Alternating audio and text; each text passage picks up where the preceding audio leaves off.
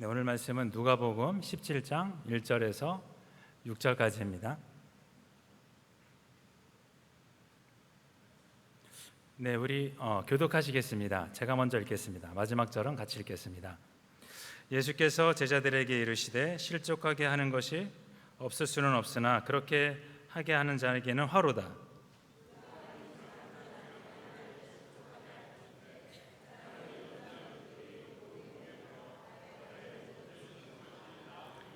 너희는 스스로 조심하라. 만일 내 형제가 죄를 범하거든 경고하고 회개하거든 용서하라.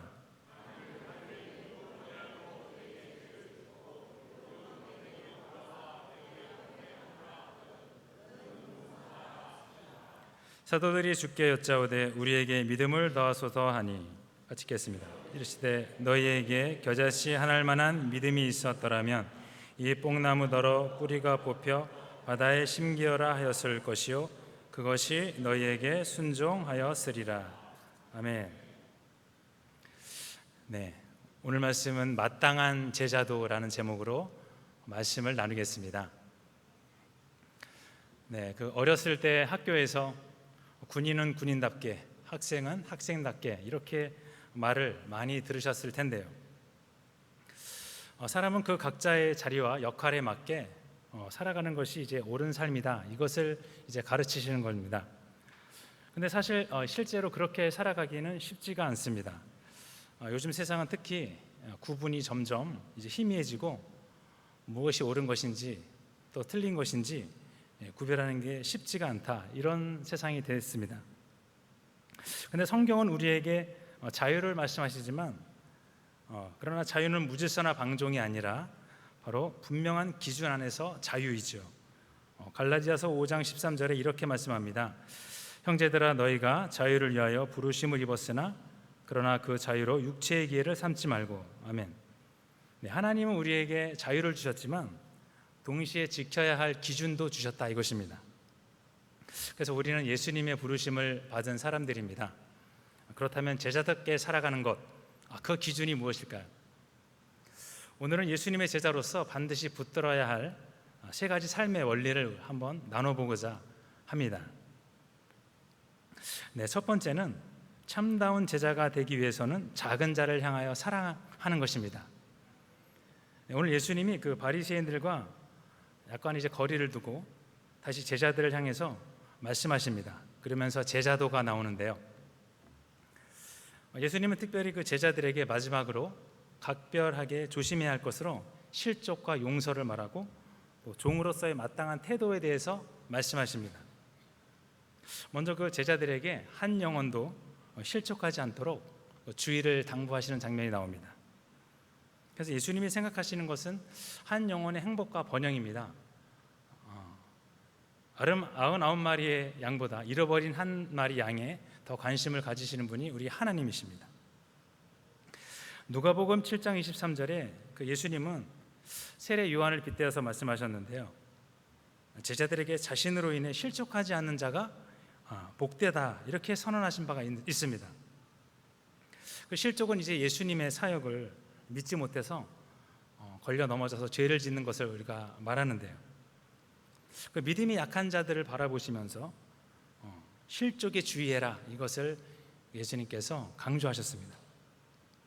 그런데 1차적으로 이때 그 종교 지도자들이 먼저 믿음에서 실패해서 실족한 상태에 있었습니다. 그러니 그 따르던 그 유대인들은 더 말할 나위가 없었을 것입니다. 계속 걸려 넘어지고 있었는데요. 한 영혼이 자신으로부터 실족하는 것이 아니라 살아남으로 인해서 기쁨을 가지시는 분이 바로 이제 그분이십니다. 근데 이제 이때 당시 종교 지도자들이 반대의 길을 가고 있었다 이것입니다. 근데 이런 일은 제자들 사이에서도 일어날 수가 있습니다.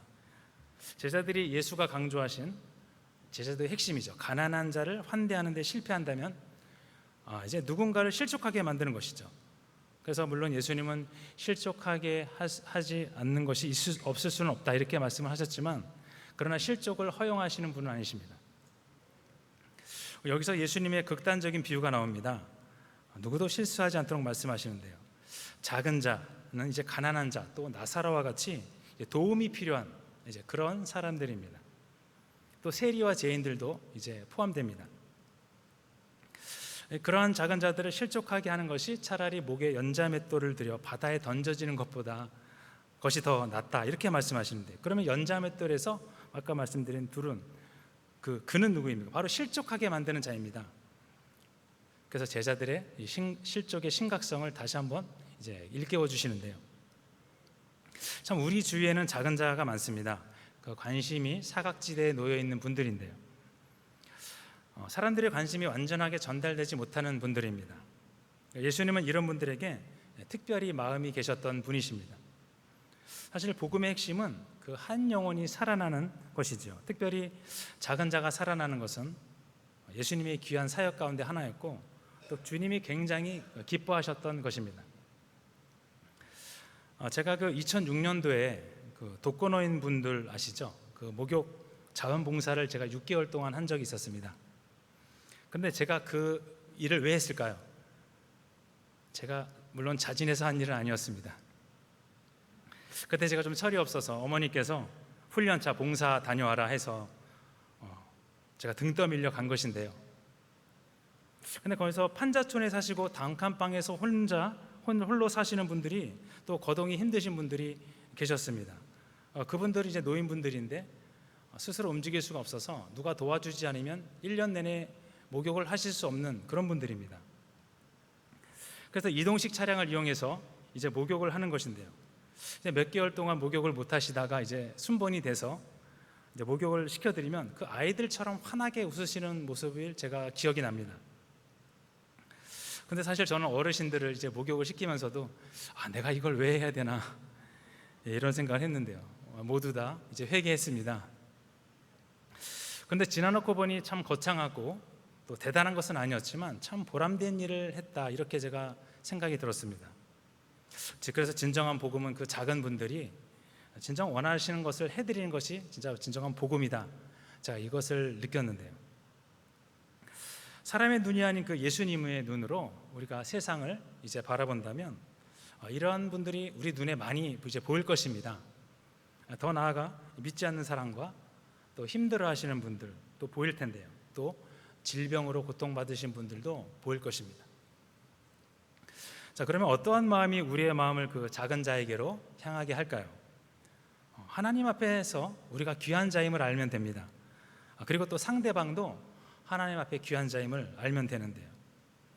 우리들 모두가 그래서 귀한 자들 이름을 우리가 깨닫는다면 우리는 서로 바라보는 눈빛부터 달라질 것입니다.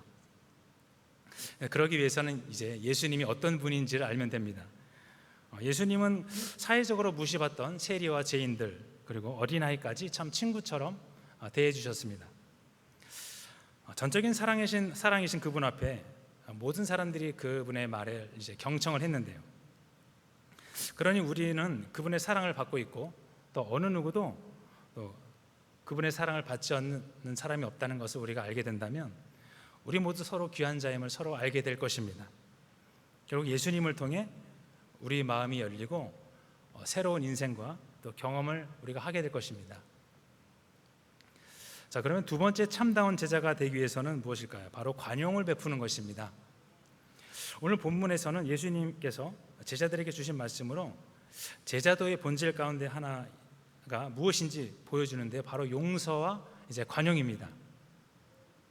먼저 예수님은 3절에서 너희는 스스로 조심하라 이렇게 말씀하셨습니다.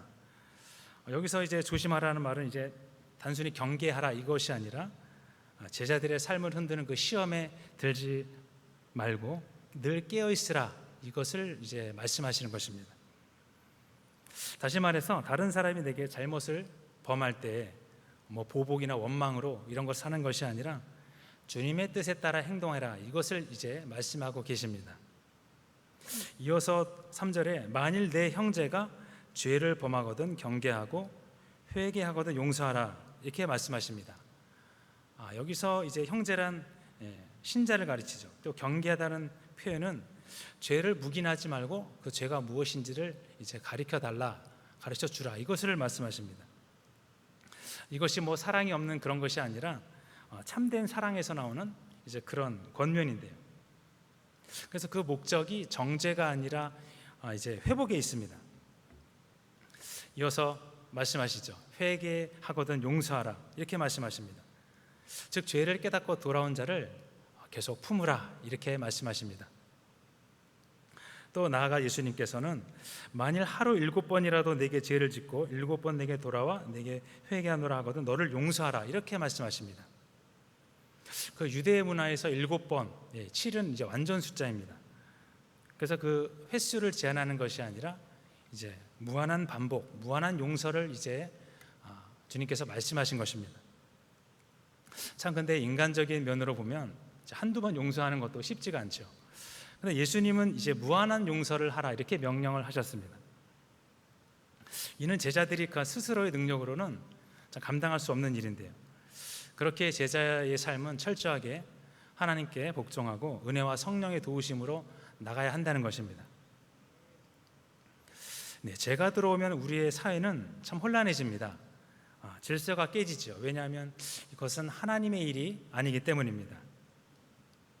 그렇기 때문에 많은 사람들이 이 죄에 대해서 생각하고 해결 방안을 이제 찾게 됩니다. 그러나 이제 더 큰 문제가 있습니다. 더 큰 문제는 죄가 일어날 경우를 넘어서 용서하지 않는 것이 더 문제입니다. 또 관용하지 않는 것이 이제 문제입니다. 한두 번은 이제 용서하지만 3번, 4번 되면 이제 용서의 마음이 이제 사라집니다. 3번, 4번 이제 그런 일을 저지르면 상습범이다 이렇게 해서 치부하기도 합니다. 또 가정에서도 그럴 수 있는데요. 가정에서도 한두 번 넘어가지만 그 이후로부터 계속 잘못을 하면 옳게 보지 않습니다. 그러나 7번씩 70번까지라도 용서하라는 하나님의 말씀은 죄를 지은 자나 또 용서하는 자나 참으로 새롭게 우리의 영혼을 만들어줍니다. 그래서 용서는 우리 사회를 다시 하나님의 나라로 만드는 그런 기폭제입니다. 그러나 이제 용서가 없는 세상은 바로 사탄의 세상이 되는 것입니다. 끊어졌던 것이 이어지고 막혔던 교통이 풀려지고 또 막혔던 혈관이 뚫리는 것처럼 바로 그 온전한 상태로 만들어지는 것이 바로 그 용서입니다. 그래서 용서는 참 큰 힘을 가지고 있습니다. 사실 자신에게 피해가 갔는데 용서하기는 쉽지 않습니다. 그러나 하나님은 이것을 이제 용서하라 이렇게 말씀하십니다. 그것도 70번씩 하라 이렇게 이제 말씀을 하십니다. 그것이 제자도다 이렇게 오늘 말씀하시는데 결국 용서와 관용이 하나님 나라의 관점입니다. 그리고 용서하는 순간 혼란이 질서로 또 무질서가 질서로 어두움이 밝음으로 이제 변하게 됩니다. 하나님이 우리들을 용서하지 않았다면 우리가 어떻게 되고 또 어떻게 삶을 살아갈까요? 생각해 보게 되는데요. 한 20년 전 이야기입니다. 사실 저도 이런 용서를 제가 받은 적이 있습니다. 예전 다니던 교회에서 이제 예배를 마치고 차를 타고 가는데 이제 후진을 하다가 갑자기 쿵 하는 소리가 들렸습니다. 알고 보니 뒤에 차하고 이제 부딪혔습니다. 저는 한숨을 쉬고 차에서 내려서 차를 봤습니다. 근데 차도 보통 차가 아니라 우리가 말하는 BMW였습니다. 근데 지금 BMW하고 20년 전 BMW하고 가치 차이가 좀 있죠. 그래서 저는 그 차를 보고 참 한숨이 2번 나왔습니다. 그래서 차주에게 가니 이제 그분도 차주에서 내리시면서 저에게 다가오셨는데요. 제가 이런 말씀을 드렸습니다. 죄송합니다. 제가 변상해 드리겠습니다. 근데 그렇게 말하니까 그분이 이러시는 것입니다. 됐습니다. 그냥 가십시오. 이렇게 말씀하시는 것이에요. 요즘 같으면 참 보기 힘든 이제 그런 장면인데요. 그런데 알고 보니 저희 교회 장로님이셨습니다. 그래서 역시 장로님이시라 다르구나 이런 생각을 했습니다. 그런데 하나님은 이런 한 가지가 아니라 이런 10,000가지 죄를 다 용서하셨다 이것입니다. 하나님이 말씀하시는 관용과 용서는 믿음과 은혜를 받은 마음에서 이제 나옵니다. 하나님의 제자들에게는 이제 필수적인 것인데요. 믿음을 향해 따뜻한 그리고 하나님의 나의 10,000가지 죄를 용서하셨다는 그 마음을 가지는 것 참 중요합니다. 나의 죄를 보고 나의 허물을 볼 때 상대방을 용서하지 않을 수 없는 것입니다. 그래서 그것은 이제 하나님의 마음입니다. 하나님이 지극히 원하시는 방향입니다. 결국 문제는 나를 돌아보면 이제 답이 나오게 되는 것입니다. 믿음이 자라고 은혜를 받으면 이제 우리는 또 다른 일을 할 수가 있습니다. 복된 일을 할 수가 있습니다. 하나님에게뿐 아니라 사람에게도 관용과 용서를 이제 베풀게 됩니다. 그러기 위해서는 우리가 기도해야 됩니다. 성령의 충만함을 받아야 됩니다. 성령의 충만함을 우리로 하여금 행함과 은혜를 받게 하고 또 관용과 용서를 베풀게 하여 주고 또 뜨겁게 하나님의 말씀을 실천할 수 있도록 우리를 좋은 곳으로 인도해 줍니다. 네, 세 번째입니다. 참 제자도를 실천하기 위해서는 마지막입니다. 겨자씨 믿음으로 순종하는 것입니다. 네, 겨자씨만한 믿음으로 순종입니다. 그런데 5절에 보시면 갑자기 그 사도들이라는 말이 나옵니다. 여기서 사도들은 1절에서 말한 제자들, 즉 적극적인 태도로 예수님을 따랐던 무리가 아니라 바로 그 12제자를 이제 말하는 것입니다. 그런데 갑자기 그 사도들이 갑자기 믿음을 더하소서 이런 말을 하고 있습니다. 자, 사도들이 예수님의 가르침을 받고 살아왔는데 왜 갑자기 또 믿음을 더하소서 이런 얘기를 했을까요? 왜냐하면 제가 전에 말씀드린 관용과 용서에 대한 그 예수님의 가르침이 참 지키기가 어려웠다는 것입니다. 솔직히 관용과 용서 쉽지 않지요. 자기는 할 수 없으니 믿음을 더 예수님 더 주셔서 우리가 관용과 용서를 실천할 수 있도록 해달라, 이것을 말하고 있습니다. 제자로서의 마땅한 태도인데요. 사실 하나님의 나라는 믿음과 또 행함으로 이루어지는 것이 하나님의 나라입니다. 그래서 하나님의 나라의 복음을 구현하는 데는 큰 믿음이 필요하긴 합니다. 그런데요, 예수님은 한 가지 비유를 통해서 우리에게 답을 주십니다. 바로 예수님 먼저 겨자씨의 비유를 이제 말씀을 하시는데요. 밭에 뿌려지는 작은 겨자씨는 하나님 나라의 확장을 그려준 이제 은유적인 표현입니다. 여기서 이제 믿음의 크기에 초점을 맞춰서 아주 작은 믿음이 있어도 그런 일을 너끈히 감당할 수 있다, 이것을 이제 강조하십니다. 예수님이 우리의 믿음을 연약함을 아시고 그런 위로의 말씀을 이제 해주신 것입니다. 그래서 예수님은 그 작은 믿음을 그 뽕나무에 연결해서 설명하십니다. 그 뽕나무는 이제 밭에 자라는 나무인데요. 그 뽕나무의 그 뿌리가 상당히 깊게 내리는 나무로 알려져 있습니다. 그래서 예수님은 말씀하시길 적은 믿음이라도 이 뽕나무에게 명하여 뿌리가 뽑혀 바다에 던지우라 하면 던져질 것이다, 이것을 말씀하고 계십니다. 그래서 이 일은 아무나 언제나 할 수 없다고 말씀하시면서 믿음 있는 자에게 이런 일이 일어난다, 이것을 말씀하고 계십니다. 그렇게 믿음에 좀 과장법을 더해서 믿음을 강조하셨는데요. 그런데 사도들은 이미 그러한 능력을 많이 경험했고 또 예수님을 따라다니면서 능력이 그 안에 있었다, 이것입니다. 결국 그 순종입니다. 그것도 믿음으로 이제 순종입니다. 그러나 믿음을 빌미로 많은 사람들은 나는 못해, 이렇게 말을 합니다. 그러나 예수님은 그렇게 말씀하시지 않습니다. 예수님은 적은 믿음이라도 사용하라, 이렇게 말씀하고 계십니다. 그러면 뽕나무가 옮겨진다, 이렇게 말씀하고 계십니다. 그러니 우리들은 사실 핑계 댈 수가 없습니다. 주님, 저는 믿음이 적어서 안 됩니다. 주님, 저는 이것은 될 것 같지만 저것은 안 될 것 같은데요. 그래서 저는 손 놓겠습니다, 이렇게 하면 안 된다는 것입니다.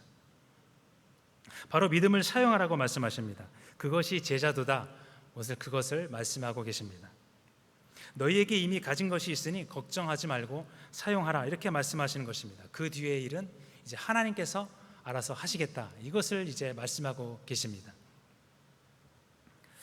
제가 30대 때 이런 일이 있었습니다. 어느 날 하루는 마음이 참 복잡하고 잡다한 생각과 악한 생각, 막 좀 이상한 생각들이 머리를 가득 차고 있었습니다. 근데 제가 때마침 머리를 자르러 이제 자주 가는 미용실을 이제 갔었는데요. 거기서 이제 미용사이신 한 교회 다니시는 한 청년 자매님이 계셨는데 저는 이제 자주 그 미용실을 갔기 때문에 그 자매님과 좀 친분이 많이 있었습니다.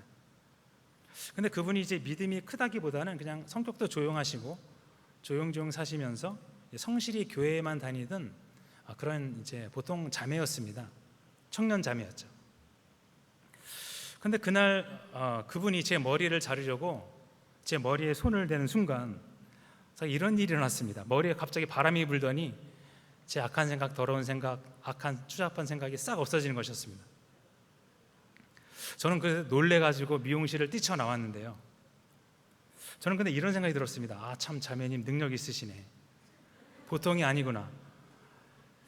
사실 그래서 그 이후로 저는 지금 신분이 목사이지만 성도님들께 함부로 머리에 손을 얹고 기도하지 않습니다.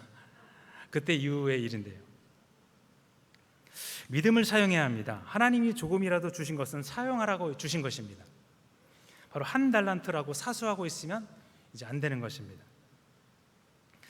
겨자씨, 믿음은 작지만 하나님은 작게 보시지 않는다, 이것입니다.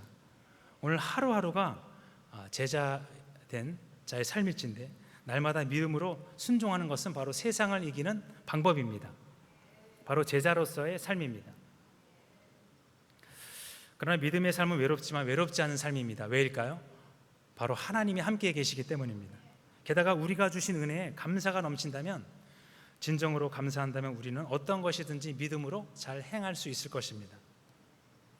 작은 믿음, 큰 믿음에 상관없이 주신 믿음 은혜대로 열심히 살아간다면 오늘 뽕나무가 뽑혀서 바다에 던져질 할 때 던져질 줄 믿습니다. 또 하나님의 은혜를 맛보게 될 것입니다. 그러니 사실 감사도 믿음이 있어야 됩니다. 결국 믿음이 감사로 이어지는데요. 마음으로 믿는 것입니다. 그러니 믿음과 감사가 계속 이제 선순환을 이루면서 그런 인생을 우리가 이제 설계해야 합니다. 하나님을 믿고 또 하나님께 감사하는 것입니다. 제자도의 삶은 누가 뭐라고 해도 나의 갈 길을 하나님께 맞추고 시선을 맞추고 바로 맞추어 그 길을 계속 곧장 나아가는 것입니다. 네, 결론입니다. 오늘 마땅한 제자도가 무엇일까? 바로 세 가지를 제가 말씀을 드렸습니다.